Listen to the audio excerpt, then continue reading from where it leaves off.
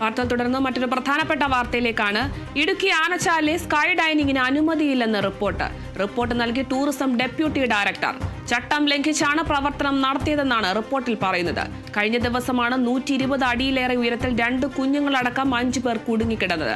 ക്രെയിനിന്റെ സാങ്കേതിക തകരാർ മൂലമാണ് ഇവർ കുടുങ്ങിയത്. കുട്ടികളെയാണ് ആദ്യം താഴെ ഇറക്കിയത്. 2.5 വയസ്സുള്ള കുട്ടിയും സംഘത്തിലുണ്ടായിരുന്നു.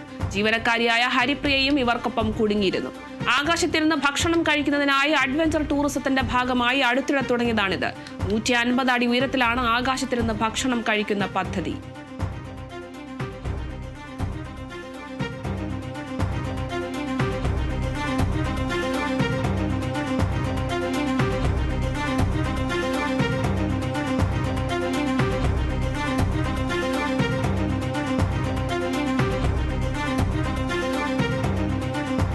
ഇടുക്കി ആനച്ചാലിലെ സ്കൈ ഡൈനിങ്ങിന് അനുമതിയില്ലെന്ന റിപ്പോർട്ടാണ് ലഭ്യമാകുന്നത്.